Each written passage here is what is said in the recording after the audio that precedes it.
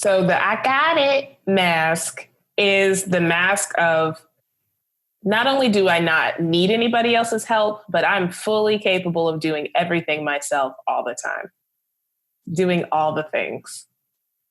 This is a mask I am still trying to wear down and put down.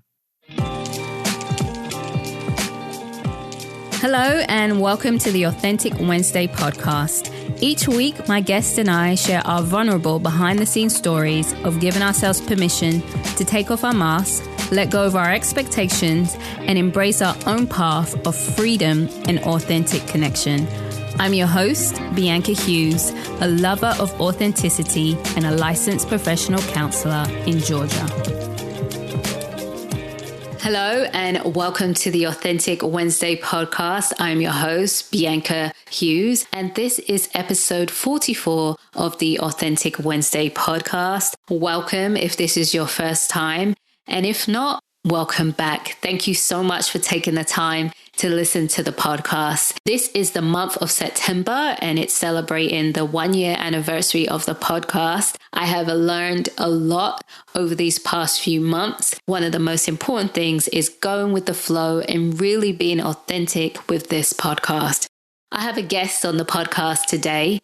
My guest is Michelle Goodloe. She is a licensed clinical social worker in the states of Georgia and Illinois. Michelle is an Atlanta-based psychotherapist and is the owner of the wellness website Michelle Self-Care Resources and her private therapy practice, The Essence of Healing LLC. Michelle's professional background includes working with adults and children impacted by domestic and dating violence, developmental delays, child abuse and neglect, and youth diagnosed with mental health and behavioral conditions. Michelle created the guided self-care journal, Self-Explore, Self-Restore, to create space for people who've experienced shame, frustration, and difficulty on their journey to taking care of themselves. In addition to providing virtual therapy, Michelle also facilitates virtual workshops on how to make self-care a practical part of your life. Michelle loves to journal, planning staycations, listen to podcasts just like this one, and spending time with her husband. So let's go ahead and get into the conversation.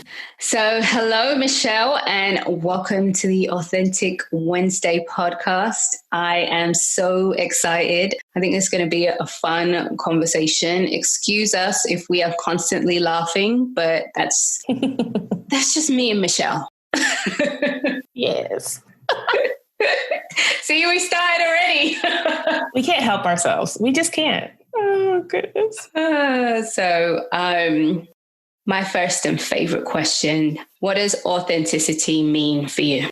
I love this word. I love that this word is a part of who you are, Bianca.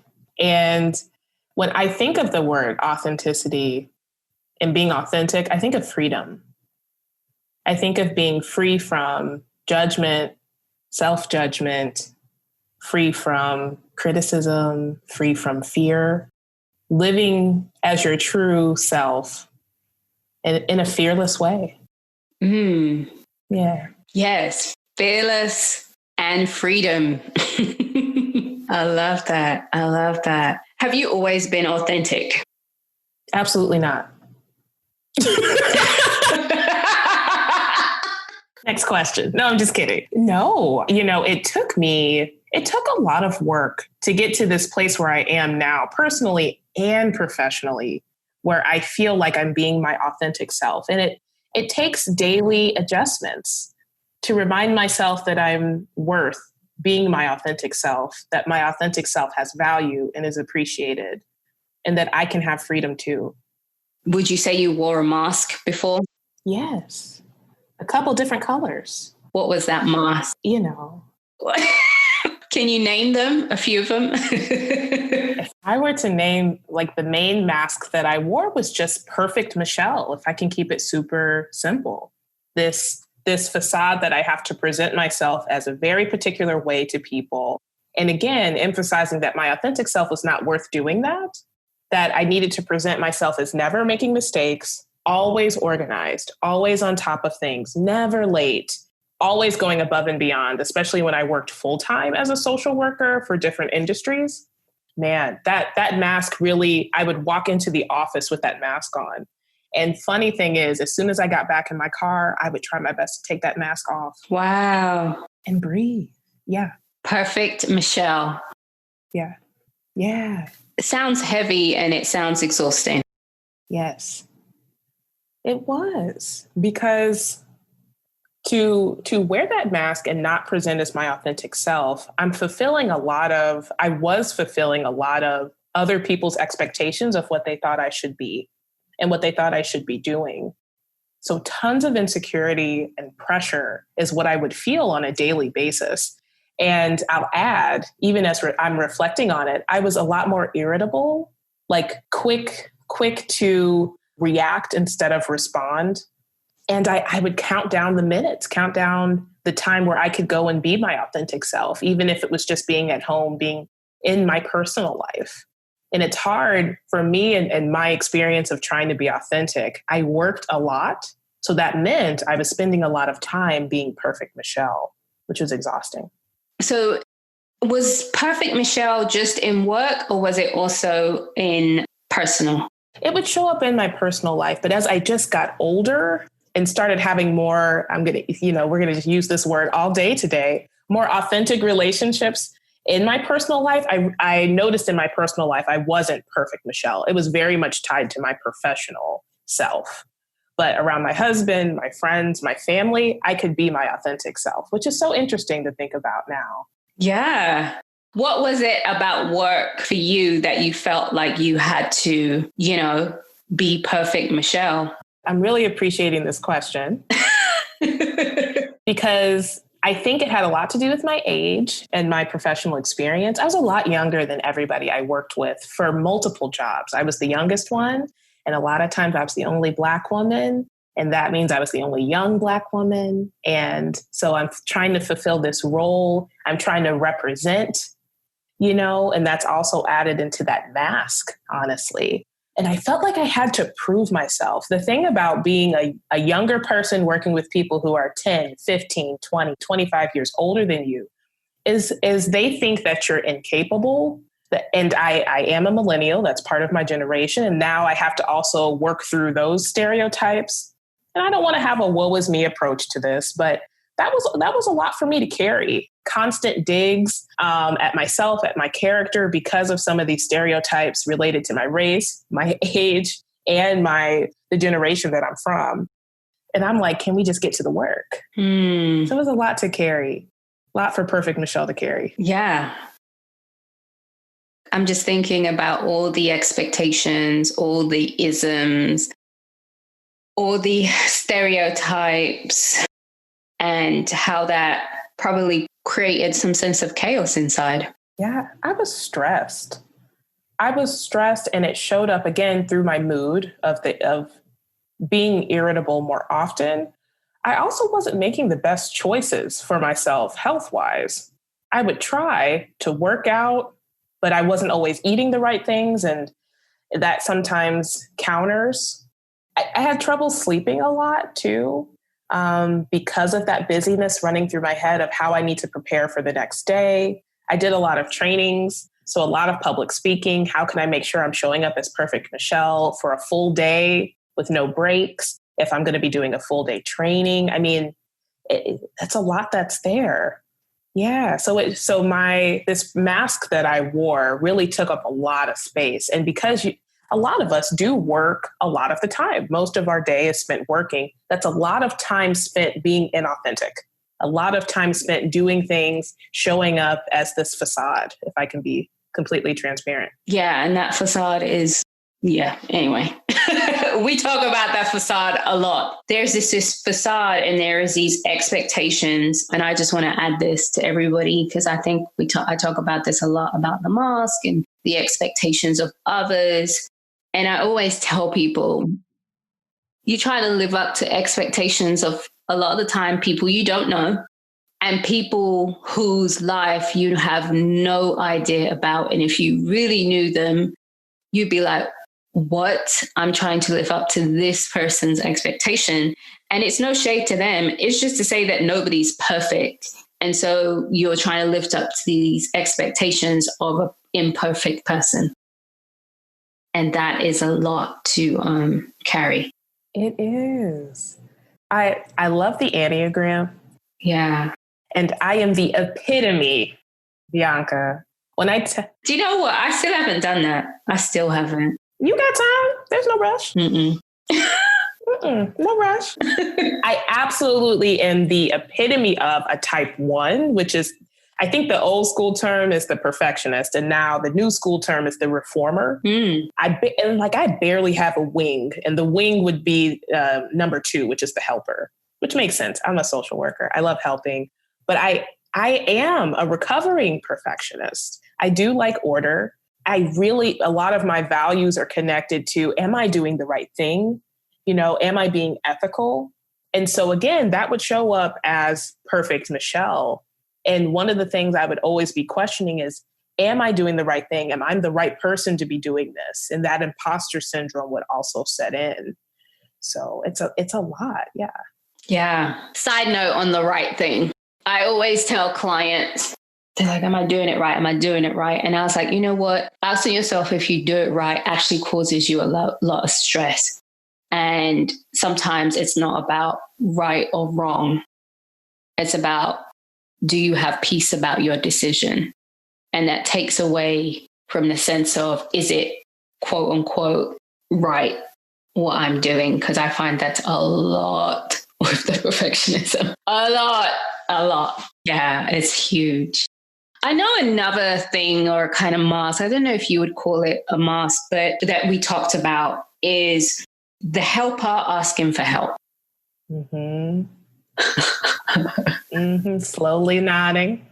I would call it the I got it mask. I got it, as you were going to say. That is definitely a mask that exists for me. Tell me a bit more about that. Man. So the I got it mask is the mask of, not only do I not need anybody else's help, but I'm fully capable of doing everything myself all the time. Doing all the things. This is a mask I am still trying to wear down and put down. I've had a history of trying to ask for help and either being rejected or incredibly disappointed when I do reach out and share that vulnerable side of me. And so this mask developed and was formed because, I can't really trust anybody to do what I need them to do or do them to my standard. So I'm just going to overload myself with all this work so it gets done correctly. And man, am I paying for that? You're not supposed to do everything yourself. Otherwise, you'd be on this planet by yourself. I love that. I love that. Yes. So I love the fact that you're sharing that's something that you're still working through. Because I always want listeners to know that no one on here has got it all together and these challenges still come up. But I love how you talked and shared about that rejection. What was that like for you in the sense that you finally got the courage? I was just having a conversation with someone today about, people struggling, and sometimes the struggle is about asking for help. So what was that like for you to finally be open, be vulnerable, ask for help, and get rejected? I had to learn to accept, and I'm still learning to accept, that just because I put myself out there to ask for help, it doesn't mean that, how do I want to phrase this? It doesn't mean that I will always get what I want just because I decided to be vulnerable. There are going to be times where someone can't show up for me because I've been vulnerable, and that's not bad. There's going to be times when someone can show up for me because I was vulnerable, and that's great. But I had to learn to, and I'm still learning, to accept that just because I take a chance, and it doesn't work out, that doesn't mean I can't take another one. It just means that one didn't work out.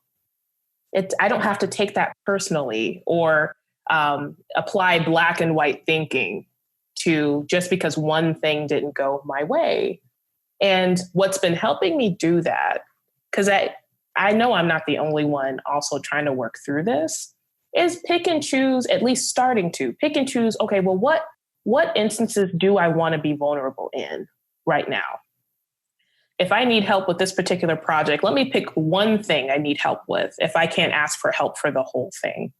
Let me ask one person who's shown me that they are trustworthy and that they care about me. Let me start there before I ask a perfect stranger.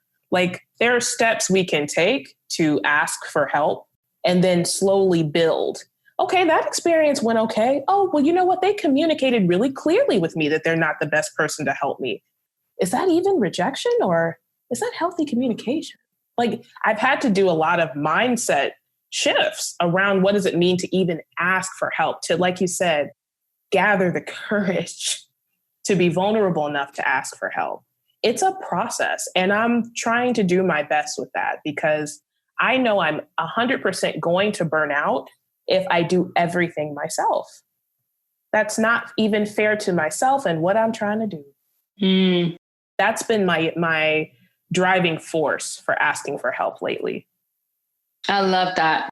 I love that prep talk, because your prep talk is the working with the expectation, and in the sense that perfectionism is a lot about my friend said something really good the other day, but anyway, it's a lot about, that's it, controlling the outcome. And so we do all these things to control the outcome. And so having that conversation with yourself about, okay, these are the possibilities of the outcome, instead of just expecting it to go one way and then being disappointed and giving up. So I can really appreciate that prep talk that you give yourself. What was that like, though, when you didn't ask for help and you tried to do it? I was Miss Busybody. Yeah. And working too much. That's what happened. That's there's still potential for that to continue to happen if I don't take care of this part of me, but constantly working. And now, or at least back then, impacting my personal life in a very significant way. You don't have time to practice self-care if you're working all the time. No, you don't. You wrote this blog, and it's great blogs. Thank you, Bianca. And you said, Black women must die exhausted. I think that was like the title in the blog. And, you talked about the crossroad of, in terms of experiencing oppression in that blog. And tell me, I would think that came from your own experience, partly why you wrote that. Can you tell, and of course, those of your clients. So can you tell me a bit more about that? Because that's that's actually real title. It's actually a title of a book, and that was it. And the name of the author escapes me, but it's a Black woman who wrote that book. It's a fiction novel called Black Girls Die Exhausted. That was it. And I was like, are they talking about me? I don't know why that title resonated with me so strongly, but I was like, I have to sit and write about this and how this is just impacting me. The name of that blog is Why Black Women Deserve to Rest. And I think for a lot of Black women, like myself, like my clients, like the Black women I know, sometimes we need to see how we are impacted by so many things explicitly and implicitly. Like, we are impacted by generations before us. We're impacted by this current environment. Oh my gosh, so much that we could talk about in terms of this current environment. And we're impacted by our personal and professional lives. And I really wanted to write more about that, like a lot of Black women that I know in the mental health field, because we deserve to pause. We deserve time away, and we deserve rest in whatever form that looks like. If it's taking a nap, if it's putting your phone on silent or do not disturb if you can't turn it off. I've been saying this a lot lately and talking about rest. If it's scheduling your rest, into your day because your day is so packed, or planning for a day off or a vacation a month in advance and sticking to it and not changing it, setting boundaries around that. We need to be a lot more intentional about this rest because we are being compounded by stress and trauma and pressure to an incredible degree. Not to mention this systemic racism and oppression that we are constantly exposed to. I mean, I swear, you can talk to almost any Black woman and she'll tell you her fears about what's going on in our world today and how that's impacting her and her Black loved ones and her Black children and her Black friends, and how that constantly has to be a worry in the back of her mind. She doesn't get a choice. If we had a choice, we would put all this down in a minute, but we don't have a choice. That's part of what privilege means.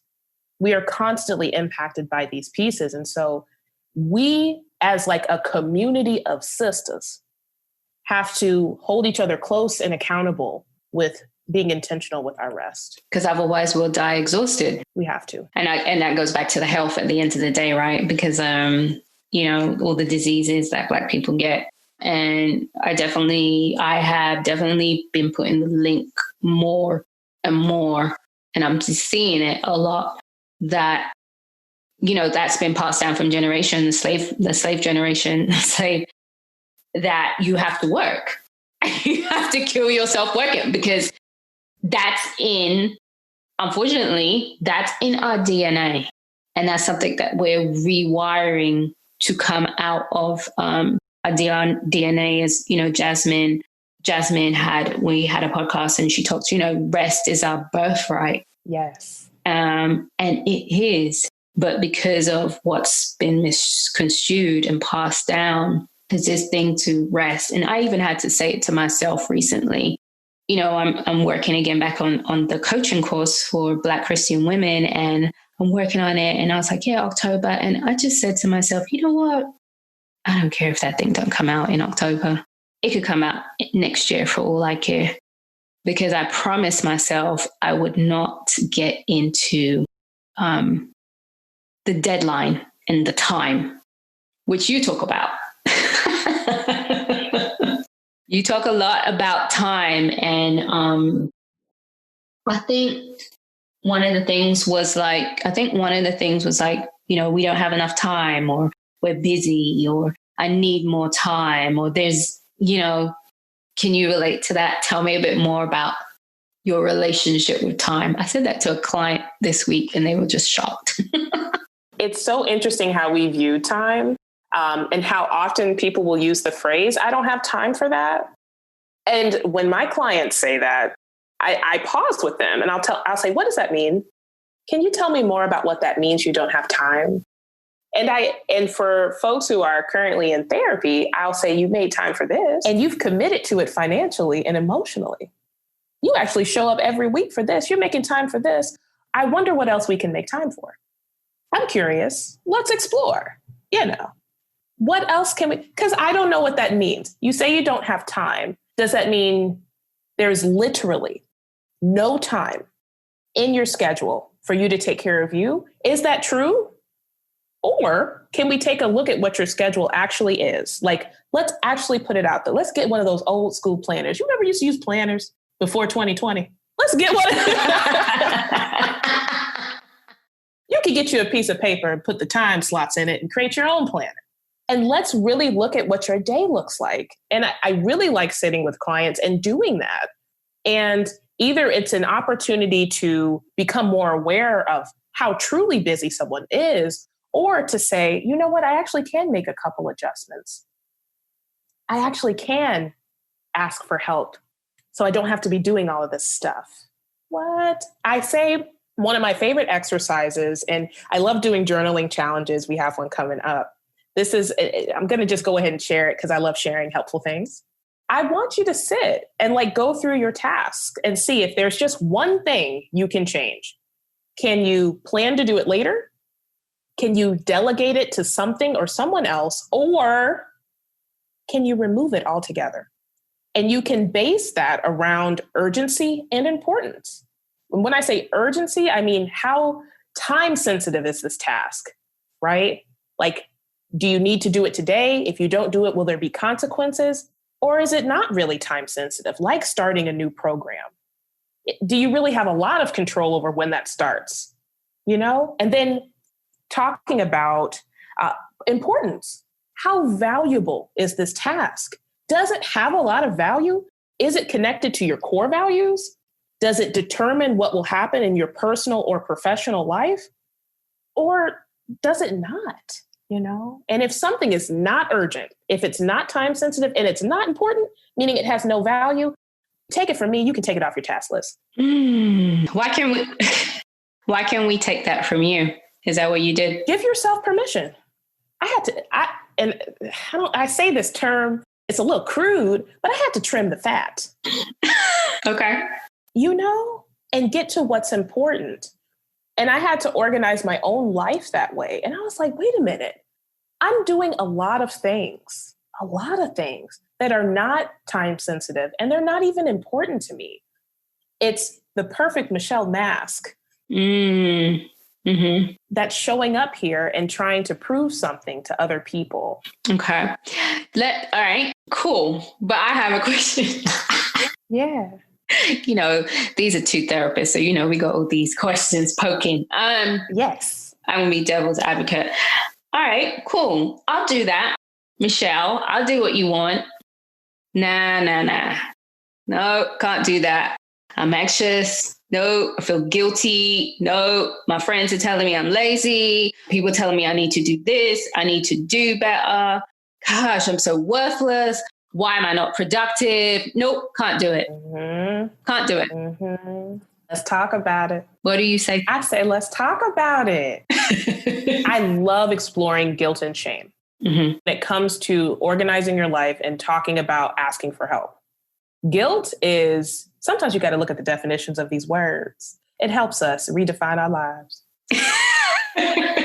But That's why we connected. Yes. Because I'm all about definition. Yes. All about definition. Guilt is a word talking about something is rooted in consequences. That's one of the simplest definitions. Rooted in consequences. We hear the word guilt in like our legal system, right? When somebody's either guilty or non-guilty, that means there's a consequence for what they're being accused of doing. We actually use the system to define our own behaviors all the time. So, and I like to put this in means of rest, asking for help, and self-care. We feel guilty for doing these things because we feel the consequences. Oh, somebody else is not going to like that. Or somebody's going to think I'm lazy or unproductive. Or somebody's going to think I'm selfish for taking time to take care of myself. And so you have to pause with those thoughts. Where did those thoughts even come from? Let's get to the root. Where did those thoughts come from? Where did you learn that? And is there any room, any opportunity for you to unlearn that? So again, looking at these root causes, because guilt is rooted in consequence. What is the consequence of you taking care of yourself? What would happen? What are the worst things that would happen? People think you're lazy, selfish. Do you feel like that's not enough for your kids, for your partnerships, for your friends, right? Okay, then really look into that deeply. Where did you learn those things? And is there any room, any opportunity for you to unlearn that? Because the funniest thing about us thinking we feel guilty for asking for help, getting rest, practicing self-care, is that we burn ourselves out. So then we are not able to show up for our friends, for our work, and for our family. It's a funny little sequence there that happens. We end up fulfilling our fears anyway. We have to take some time away from work because in an extreme measure, I want to be mindful of this, we've had a breakdown. Or our physical health has now been compromised because we did not take any intentional time or preventative time to take care of ourselves. Now we do have to take a whole week out. Yeah. Oh my God. Now we have to pay for childcare. Sorry, let me slow down. Yes. I had the same conversation this week, that because I think it's important to address that side of the guilt and the shame, because what you're saying is great. And I don't believe in giving how-to steps without explaining what it looks like and what it feels like, because you can get stuck on, people can get stuck on, well, I did it this way, that Michelle told me to do it, but why is it not working? Because you're not understanding that your mindset is a certain way. So thank you for sharing that. And well, let me ask you this. I'm sure that you experienced that, because I know you're not talking. She's not just telling these things to tell you them. Mm-hmm. Absolutely not. She's not. She's telling you because she's experienced them, and she's yes, but she practices herself. That worth piece, because there's a lot of worth. Because you mentioned guilt, but you didn't. We go into that shame piece now. That worth and that shame. Can you tell us, just so people can hear your experience when you were making these changes and asking for help, what did your shame piece sound like in your head?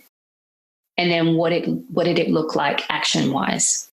Actually, I'll share my own story of how I even discovered self-care. I think that'll be really helpful. When I first started my career, I was young, I was really naive, really green, and ready to help. I went from my graduation day of earning my master's of social work to the very next day starting my first full-time job. I do not recommend that for anybody. Please take your breaks in between life transitions. That was the beginning of where I really needed to learn about self-care, because I was showing up to work early. I was leaving late. I wasn't taking lunch breaks. I was devoting my everything to this job. I was a children's counselor and a domestic violence counselor at a nonprofit organization that was focused on ending domestic violence in Chicago. And I loved my job too. I want to throw that in there. I loved what I did, but I had no personal life. You know, when people say like work-life balance, let's just say there was absolutely no balance. I didn't have a personal life. My whole life was being a professional. And I'll disclose, this was my first time working full-time. And this isn't talked about a lot, but that's a big transition from working part-time jobs or working multiple part-time jobs and being a student. So I was truly not taking care of myself at all. Again, I would go to work. The only time I would come home to sleep and eat fast food and barely sleep, wake up, do it all over again. I was doing this for the first 6 months of the job. And I'll also share, I was working around a lot of other hardworking people, and I didn't really see them taking breaks either. So now this is work culture, right? I'm young and I'm very impressionable, and I'm not seeing other people take breaks. The message I'm receiving is, we don't take breaks. We have to work so hard to try and end domestic violence. You see what I'm saying? Everybody around me is working hard. That means I have to work hard. If I take a break, then I'm seen as lazy or not as committed to the cause. And I don't say that to put a negative light on anybody. I'm just sharing my experience of this is work culture. So side note, when I do self-care workshop for work organizations, I'm asking, what is the culture around here? Because folks need to know what the messages are. If the supervisors, if the executive directors are not taking any breaks, guess what? People on the front line are also not going to take any breaks. This needs to be modeled in organizations so that it feels safe. You're not going to lose your job for taking a break. All right, back to the story. So, so the breakthrough that I have that's connected to my worth was I was working with a child client individually, and this kiddo was so brave. This is a child that was experiencing domestic violence and in therapy to heal. And my sole focus was on this child. We were working on an activity together, and this child looks up at me and goes, "Miss Michelle, are you all right?" And I remember, I think my heart like slowed down because I so wasn't expecting this child to ask me if I'm okay. This is supposed to be this child's space. But my eyes were, the space under my eyes sunken in. I hadn't been eating correctly. I looked tired. I looked sick. And I had a perpetual cold, so I'm sniffing because I haven't taken any time to take care of myself or even recognize my needs. This child paused their healing experience to check in on me, the adult in the room. That's where the shame was, because I was ashamed of myself for not taking care of myself. And again, those negative self-critical messages started for me of, How dare you? You're supposed to be showing up for this child, and now you're a distraction to this child. And that's where my work began of how do I work through this shame that I feel for not taking care of myself, and how do I prioritize myself to take care of myself? That was a true breakthrough for me. And I had to discover that if I don't take care of myself, I can't show up the way I'm supposed to. That goes back to my values. I feel like I'm doing something wrong now. I've shifted my thinking. If I'm not taking care of me, I can't do this job that I love. I can't take care of these people that I care about. I've had to shift that frame for myself so that now when I think about self-care, oh, girl, are you tired? You should take a break. Do you need some rest? You should put your feet up, because you know if you don't show up as your best self, you can't do your best work. Your best work is important to you. I'm like the queen of that. I'm like even just with my clients, did you take PO? Have you PTO? Did you book it? When is it coming up? And they'll be like, I know. Did you book it? And they'll be like looking at me like, and then they come back. I had someone else I was texting. I was like, I'm tired. I was like, did you take a break? When's the break? And like, I kept like texting them every now and again. Like, when is your time off? Me? Oh, I protect my time off. Like, you just, no. But I get it because of that shame. It's so hard and people are so fearful. I love that children, you can't. Telling you. You can hide one thing. The purity, the honesty, the genuine care. I thank them. So what was that like once you started to be your life change, or what was that like, when you started to be like, okay. Mm-hmm. I had to start detaching from my work. I had to start developing a personal life. And the theme of the day, I had to start asking for help. So I actually started therapy, and I had a magnificent supervisor. And I talked to her about it. And I asked her, because again, I was brand new at this job. So I actually was learning, what does it even mean to work a balanced workload in heavily crisis work? So I had to seek some support. I had to ask for help. And in therapy, I had to really recognize for myself, okay, why is your self-worth so connected to your work? And what does it even mean for you to detach, to separate? Why is it not okay for you to have a personal life? Where is the guilt? Where is the shame? What unpacking do you need to do to look at this a little bit closer? And I was able to do that. It was not easy. It was incredibly hard work that I'm so glad that I did. Yeah. I didn't want to face some things. Yeah. Because it was hard.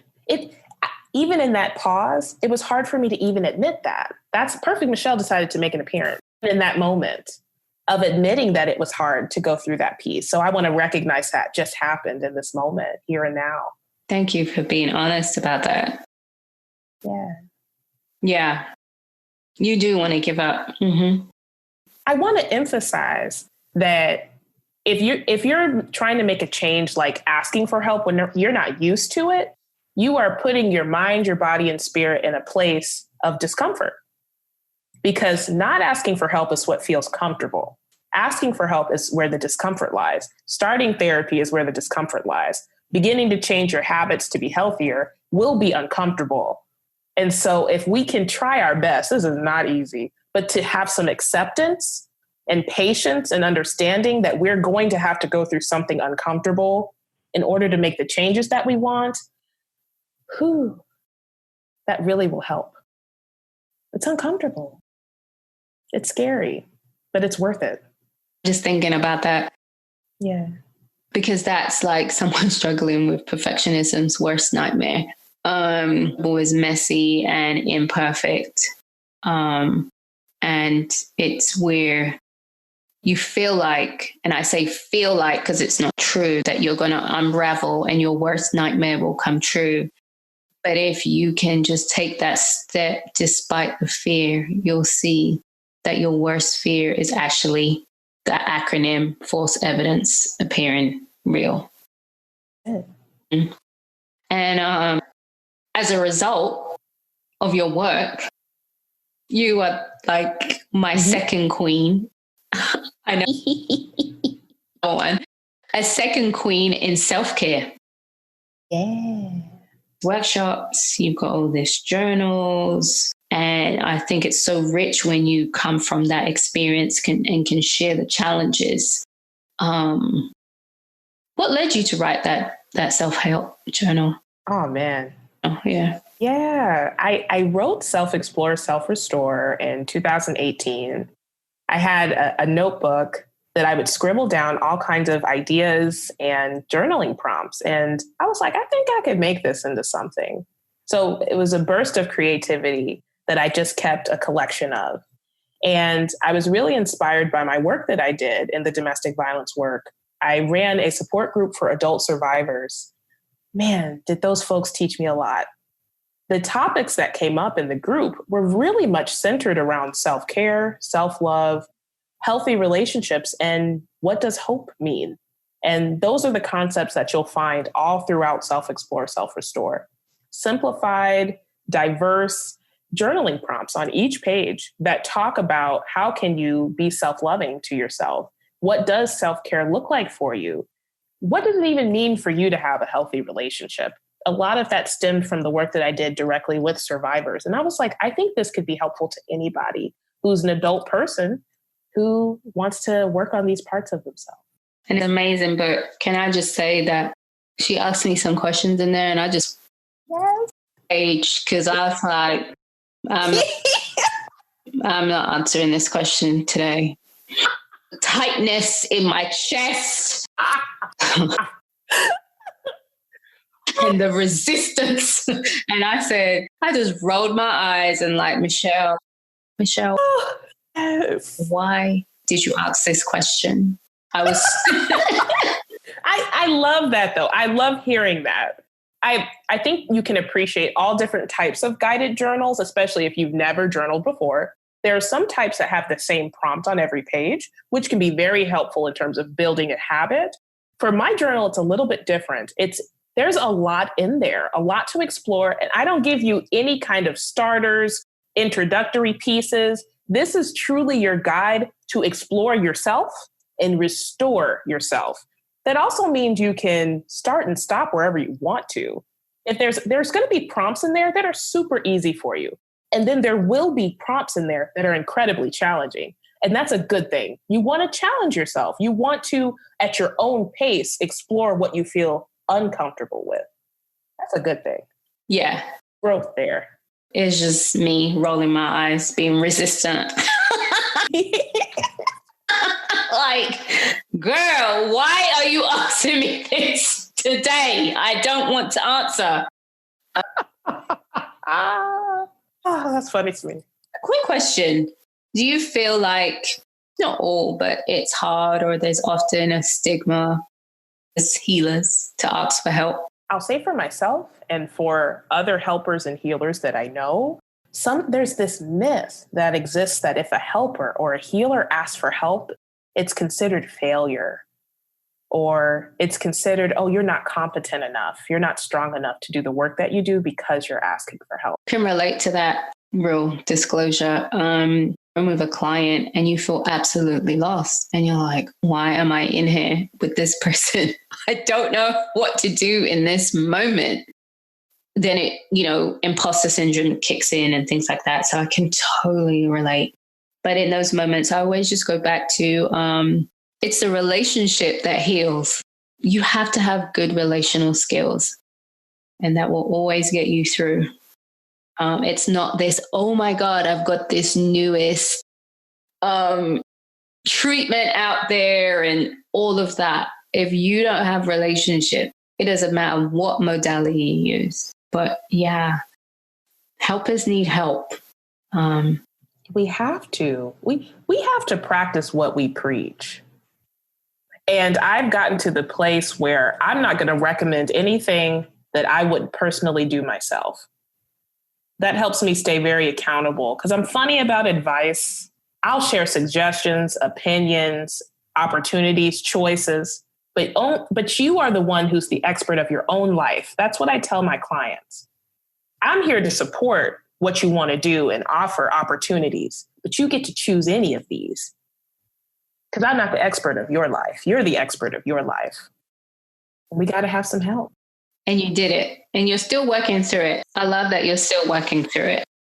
How can we connect with you? Yes, let's connect. And shower you with love. How can everyone? I am on the social media platforms, Instagram, Twitter, and Pinterest under the same name at the G Michelle. So THEG as in good, MICHELL. You're lucky you got all your names. I did that intentionally. Type 1. Well, thank you so much. Is there anything you want the audience to know? Absolutely. We can stay connected also through my newsletter that I put out about every month. Sometimes I'll put a couple extra emails out there for some goodies. I love sharing. I've shared your podcast many times, Bianca. So I know the folks that have already signed up for that newsletter know what we are talking about right here. But I love sharing self-care resources, articles, podcasts, opportunities, journaling, challenges, you name it. I love to share those in the newsletter, and you can find that on gmichelle.com. And try your absolute best. I know we talked about a lot of really heavy things, even in this session, but you just have to start somewhere is one of my favorite pieces to offer. And start by doing something that's just a little bit different than your norm when it comes specifically to asking for help, because you are taking a step outside of your norm, and that can be scary. Thank you so much. It's been a great conversation. Thank you, Michelle. Thank you, Bianca. Wasn't that such a great conversation? I mean, Michelle dropped so many good gems, and I really hope that this conversation has inspired you to ask for help, has inspired you to really take a look at perhaps your self-care. Maybe you're doing good self-care and you just might need to make some slight adjustments. But just a reminder, it's okay to ask for help. So once again, thank you for listening. Please don't forget to leave a review and subscribe to the podcast. Thank you. If you connected with what you just heard, please subscribe, rate, and review the podcast. You can stay connected by following our Instagram, Authentic Wednesday Podcast, and visiting our website, authenticwednesday.com. Remember, authenticity is a journey, not a destination.